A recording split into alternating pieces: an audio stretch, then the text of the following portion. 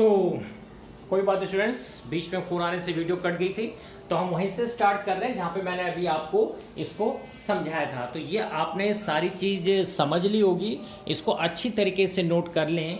और एग्ज़ाम में ये क्वेश्चन जो है हमेशा 3 या 4 मार्क्स का आता ही है कि drive the formula of kinetic energy, यानी कि काइनेटिक एनर्जी होती क्या है और इसका जो फॉर्मूला है 1/2 m × v² कैसे आया।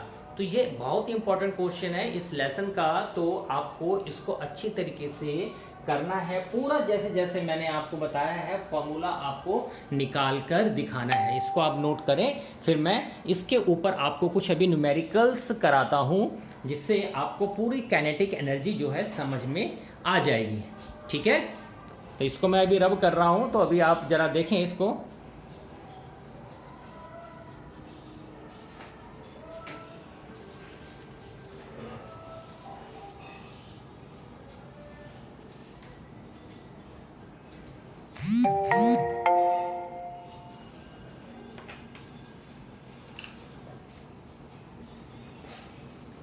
नोट करें जल्दी।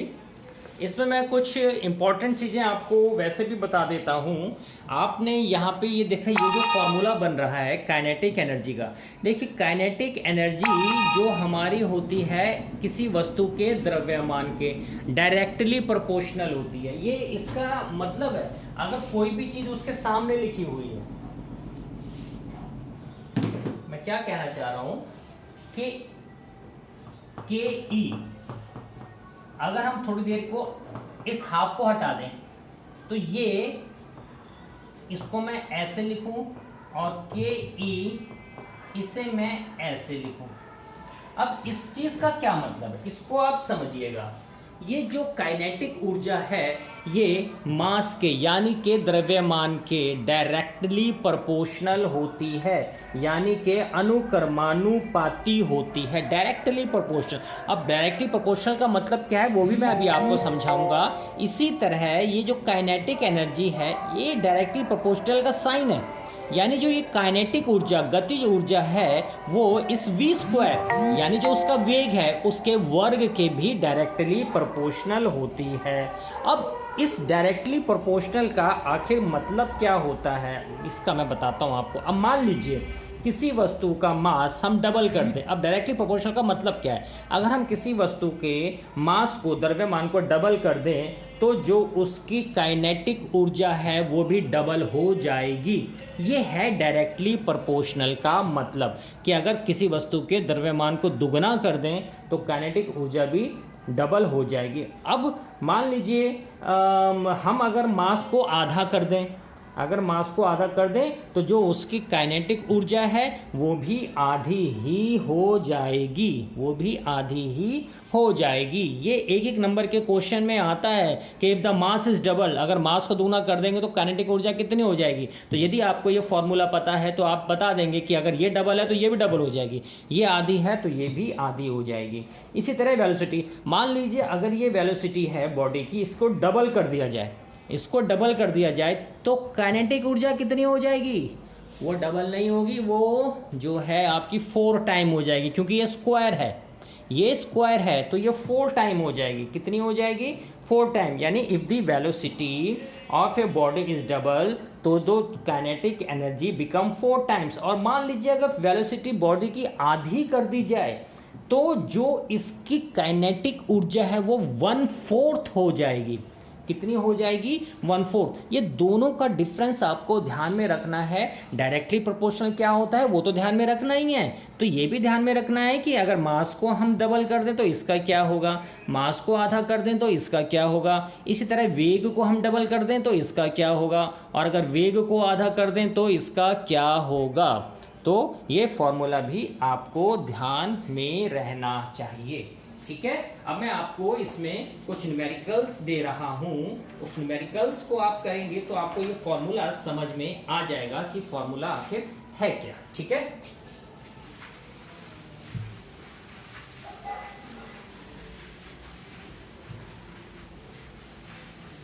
मैं फिर बता दूं, हमारा लेसन चल रहा है work and energy, work and energy. इससे पहले मैं इसमें वर्क के बारे में, एनर्जी के बारे में डेफिनेशन बता चुका हूँ, फॉर्मूले बता चुका हूँ, कुछ न्यूमेरिकल्स भी मैं आपको इसमें बता चुका हूँ। ठीक है, तो एनर्जीज पे लाके मैंने लास्ट टाइम छोड़ा था, तो मैं एनर्जीज के बारे में आज डिस्कस कर रहा हूँ और उस एनर्जी में भी मैं काइनेटिक ऊर्जा आपको बता रहा हूँ। ठीक, अब मैं एक क्वेश्चन पढ़ता हूँ, उस क्वेश्चन को हम करते हैं। इसमें क्या कह रहे हैं, calculate the kinetic energy of a body of mass 2 kg, यानी कि मास दे रखा है 2 kg। न्यूमेरिकल्स करने बहुत जरूरी हैं, इससे अगर आप समझ रहे हैं तो जो मैथमेटिक्स के स्टूडेंट्स हैं वो भी आसानी से कर सकते हैं, और जो नॉन मैथमेटिक्स के हैं वो भी इसको आराम से कर सकते हैं। तो हमें ये कह रहे हैं कि बॉडी का मास 2 kg है, moving with a velocity of 0.1 metre per second. Velocity दे रखी है 0.1 मीटर पर सेकेंड। तो ये कह रहे हैं कैलकुलेट द काइनेटिक एनर्जी। अब काइनेटिक एनर्जी हमें पता है, इसका फॉर्मूला होता है हाफ mv²। अभी मैंने आपको बताया। तो kinetic energy is equal to 1/2, mass कितना दिया है 2, और ये कितना है 0.1 का स्क्वायर। आपको केवल इसे सॉल्व करना है। तो ये 2 से 2 कट गया, 2 से 2 कट गया। अब आप इसको मल्टीप्लाई करें, कितना है 0.01 जूल। ये आपका इसका आंसर आ गया। सिंपल, इसमें और कुछ करना ही नहीं था, क्योंकि फॉर्मूला जो हमारा है 1/2 mv² है। मास हमें 2 kg दिया है तो हमने 2 लिख लिया, और जो हमारा वेग है, वेलोसिटी है, वो 0.1 का स्क्वायर दिया हुआ है। तो ये 2 से 2 कट गया। अब 0.1 को 2 टाइम्स मल्टीप्लाई करेंगे तो 0.01 जे मींस जूल। जूल इसका मात्रक है, इसकी यूनिट है। हर चीज़ का मात्रक होता है, हर चीज़ की यूनिट होती है। जैसे आपसे कहा जाए कि आपको इतना चलना है, कितना चलना है, आपको 500 मीटर चलना है, आपको 600 मीटर चलना है, आपको 1 किलोमीटर चलना है, तो ये जो किलोमीटर मीटर लगा हुआ है ये सब मात्रक कहलाता है। इसी तरह ये भी हमारा मात्रक है, जूल। जूल वैज्ञानिक के नाम पे लिखा गया, ये भी मैं आपको पहले समझा चुका हूँ। तो इसको नोट करें, फिर मैं नेक्स्ट आपको बताता हूँ न्यूमेरिकल कि हमें क्या करना है। ये तो सिंपल क्वेश्चन था, डायरेक्ट। अगला क्वेश्चन करते हैं हम।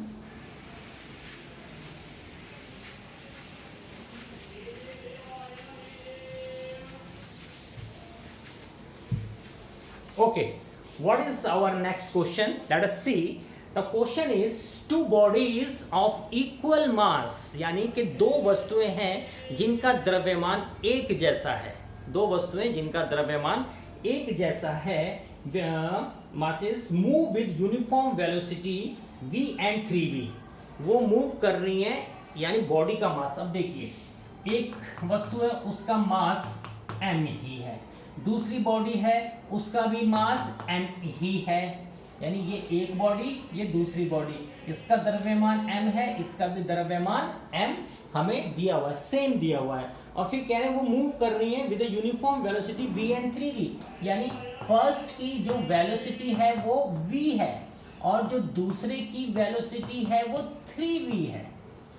ये इन्होंने हमें क्वेश्चन में दिया हुआ है। फिर कह रहे हैं तो उनका जो काइनेटिक ऊर्जा है उनका अनुपात कितना होगा। तो जो उनकी काइनेटिक ऊर्जा है उसका अनुपात, रेशियो कितनी होगी। क्वेश्चन दोबारा समझ लें। इसको मैं बार बार आपसे कहता हूं कि अगर आपने क्वेश्चन को समझ लिया तो आप आंसर उसका आसानी से निकाल सकते हैं। अब क्वेश्चन में वो कह रहे हैं कि दो वस्तुएं हैं, दो वस्तुओं में से जो पहले का द्रव्यमान है वो भी m ही है और दूसरे का जो मास यानी द्रव्यमान है वो भी m ही है। पहले वाले का वेग हमारा v है और दूसरे वाले का वेग हमारा 3v है। तो कह रहे हैं इनमें जो काइनेटिक ऊर्जा, जो गतिज ऊर्जा है उसकी रेशियो कितनी होगी, उसका अनुपात कितना होगा। तो सबसे पहले हम फर्स्ट बॉडी का निकालते हैं। फॉर्मूला है हाफ mv², यही हमारा इसका फॉर्मूला है। तो हाफ हमें पता है m तो हमें m ही दिया है और दूसरे वाले का v भी हमें v ही दिया है, तो ये बन गया v², यानी ये हमारा सिंपल हाफ mv² ही आ गया, कुछ नहीं हुआ इसमें, ये सेम आ गया हमारा। ठीक, दूसरा वाले में हमें ये कह रहे हैं मास तो वही है, फॉर्मूला यही है हमारा हाफ mv²। हाफ mv², इसको करेंगे तो 1/2 m तो हमारा m ही दिया है, मल्टीप्लाई v मेरा दे रखा है 3v², तो इसकी जगह मैं लिख दूंगा 3v²। ये आपको बस चेंज है इसमें कि ये मेरा दे रखा है 3v²। अब जब इसको सॉल्व करूंगा तो याद देखो 1/2 m, 3 को 2 बार मल्टीप्लाई किया 9, v को 2 बार किया 9v²। ये आया कि नहीं आया? Half m 9v²। तो इसे मैं लिख सकता हूं क्या? 9/2 mv²। यही लिख सकता हूं। यानी पहली बॉडी का तो ये आ गया और दूसरी बॉडी का ये आ गया। अब ये कह रहे हैं इन दोनों का अनुपात कितना होगा। तो अनुपात के लिए जो हमें करना है, क्या करना है, ये देखिए दोनों का रेशियो, यानी कि फर्स्ट बॉडी का और सेकंड बॉडी का रेशियो, यानी कि डिवाइड। तो फर्स्ट का मेरा आया है हाफ mv² और दूसरी बॉडी का आया है 9/2 mv²। अनुपात जब निकालते हैं तो हम पहली संख्या को दूसरे से डिवाइड कर देते हैं, आपस में भाग कर देते हैं। अब यहाँ पे क्या हुआ? mv² से mv² कट गया। यहाँ क्या बचा? 1/2 9/2। इससे हम ऐसे भी लिख सकते हैं 1/2 डिवाइडेड बाय 9/2, क्योंकि ये जो निशान है रेशियो का, ये डिवाइड का मतलब है। तो ये 1/2 डिवाइड को मल्टीप्लाई करेंगे तो 2 नीचे का ऊपर आ गया, लीजिए ऊपर का नीचे, ये कट गया। तो हमारा कितना अनुपात आ गया? 1:9, यानी 1:9 ये इसका आंसर आ जाएगा। देखिए ध्यान से और नोट करें इसे।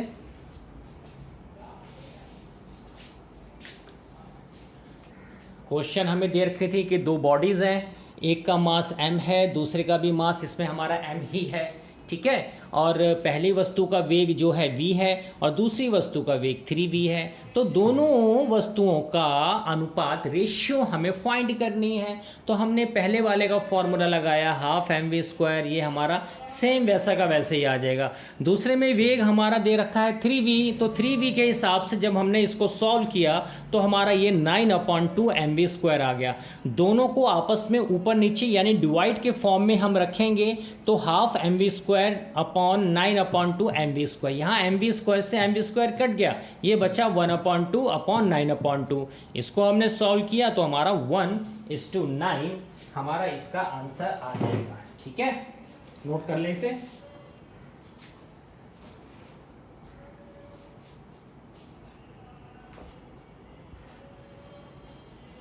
अब मैं नेक्स्ट क्वेश्चन करता हूं।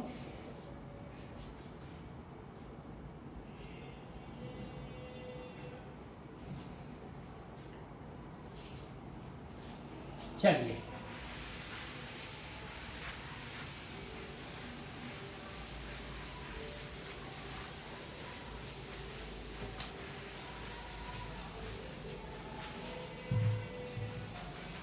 नेक्स्ट क्वेश्चन वो हमसे क्या कह रहे हैं कि क्वेश्चन को समझना ही सबसे ज्यादा जरूरी है। क्वेश्चन आप समझ गए तो आंसर निकालने में दिक्कत नहीं, if you know the formula. Okay, now the next question. Next question में वो कह रहे हैं, सुनिएगा, ये थोड़ा अलग क्वेश्चन है। How much work should be done, यानी कितना कार्य हुआ है। How much work should be done, या कितना कार्य होगा, कब, on a bicycle of mass 20 kg, यानी एक बाइसिकल है जिसका मास दे रखा है 20 kg।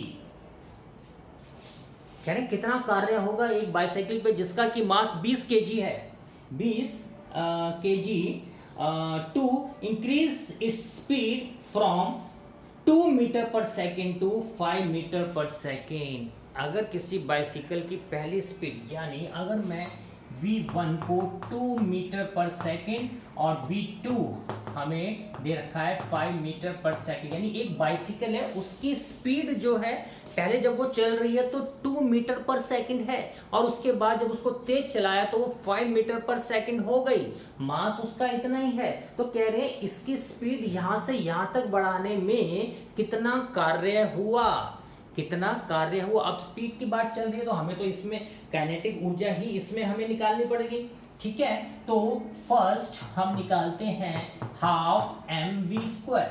पहला फॉर्मूला ये है, तो हाफ m मेरा कितना है 20 kg मल्टीप्लाई v पहले कितना है मेरा 2, तो इसकी जगह 2²। सिंपल, इसको सॉल्व किया तो 1/2 मल्टीप्लाई 20 मल्टीप्लाई 4, यहां से हमने इसे काटा 2 10 20, तो ये आ गया 40। आया कि नहीं आया 40, ठीक है, 40 जूल। दूसरे केस में हमारा जो स्पीड है वो 5 मीटर पर सेकेंड हो गई, तो फॉर्मूला तो सेम ही लगेगा इसमें हमारा। तो ये हाफ मास उतना ही है हमारा 20 मल्टीप्लाई v, यहाँ पे हमारा 5 हो गया, इसकी जगह हमने 5 स्क्वायर लिख लिया। तो इसको जब सॉल्व करेंगे हाफ मल्टीप्लाई 20 मल्टीप्लाई 5 5 25, यहाँ से हमने काटा 2 10 20 और ये मेरा आ गया 250 जूल, 250 जूल। अब इन्होंने जो हमसे पूछा है वो ये पूछ रहे हैं कि कितना कार्य होगा टू इंक्रीज इट्स स्पीड, यानी इसकी इंक्रीज जो स्पीड हुई है, अब इसकी स्पीड इंक्रीज कितनी हुई है, यानी जो कार्य हुआ, वर्क डन, ये हमें निकालना है। इजिकल टू हमारा वो किसके बराबर हो जाएगा, change in kinetic energy, change in के। अब चेंज इन काइनेटिक एनर्जी यानी वर्क हमारा हो गया, ये कितना आया 250 और ये कितना आया था -40। अब 250 में से जब आप 40 को माइनस कर देंगे तो 210 जूल इतना कार्य हुआ आपका। तो क्वेश्चन इज वेरी सिंपल, इसको केवल आपको ये बताना था कि कितना कार्य होगा एक बाइसाइकिल का, एक साइकिल का जिसका मास हमें 20 kg दिया है और उसका पहले हम जो चला रहे हैं उस बाइसिकल को, उसकी स्पीड थी 2 मीटर पर सेकेंड और चलाते तेज़ करने के बाद उसकी स्पीड होगी 5 मीटर पर सेकेंड। तो कह रहे हैं कितना कार्य हुआ यहाँ से यहाँ तक पहुँचने में, यहाँ से यहाँ तक पहुँचने में कितना कार्य हुआ, यानी कि वर्क डन कितना हुआ। तो वर्क डन यानी कि चेंज इन काइनेटिक एनर्जी, क्योंकि हमने अलग अलग निकाला है। पहले जो हमारा वेग था हमने उस वेग को रखा, दूसरा जो हमारा वेग था हमने उसको रखा, जो दोनों को आंसर आ गया दोनों को हमने उसको माइनस कर लिया और हमने इसको सॉल्व कर लिया। तो बेटा आज हमने जो पढ़ा काइनेटिक ऊर्जा के बारे में पढ़ा, काइनेटिक ऊर्जा का फॉर्मूला हम कैसे डिराइव करते हैं, काइनेटिक ऊर्जा आखिर होती क्या है, गतिज ऊर्जा क्या होती है। तो वेरी सिंपल, जो भी वस्तु गति करती है यानी जो भी ऊर्जा गति के कारण होती है वो हमारी गतिज ऊर्जा ही कहलाती है। तो इस गतिज ऊर्जा के ऊपर ये कुछ क्वेश्चंस मैंने कराए हैं। तो ये क्वेश्चंस फॉर्मूला अगर आपको पता है फॉर्मूला कैसे बना है तो कैसा भी क्वेश्चन आ जाए उसको आपको कोई भी प्रॉब्लम नहीं होगी। कोई बच्चा इस चीज़ को करने में ना घबराए, केवल 1-2 बार उसको दोबारा रिवाइज करे, बुक में भी पढ़े, ठीक है, आपको समझ में आ जाएगा। आज काइनेटिक एनर्जी हमारी खत्म होती है। मैं नेक्स्ट वीडियो में आपको पोटेंशियल ऊर्जा, पोटेंशियल एनर्जी के बारे में बताऊंगा, वो क्या होती है, उसका फॉर्मूला क्या होता है, फिर उसके ऊपर भी क्वेश्चंस मैं आपको बताऊंगा। बट पुराना जितना भी हो गया है उसको माइंड में रखिए, उसको रिवाइज रखिए यदि आप आगे उसको अच्छी तरह करना चाहते हैं। फिर आपको बता रहा हूँ कि physics is totally a mathematics. अगर आपकी मैथमेटिक्स अच्छी है तो तभी आपकी फिजिक्स अच्छी है, क्योंकि इसमें आपके सारे न्यूमेरिकल्स आएंगे। जो थ्योरी बेस्ड क्वेश्चंस है वो तो आपको याद करने ही करने हैं, बट जो न्यूमेरिकल्स हैं वो मैथमेटिकल के ऊपर बेस्ड हैं, तो मैथ्स के ऊपर बेस्ड है, तो आपको मैथमेटिक्स की भी जानकारी अच्छी तरीके से होनी चाहिए। ओके बेटा, आज के लिए इतना ही। Goodbye and good day.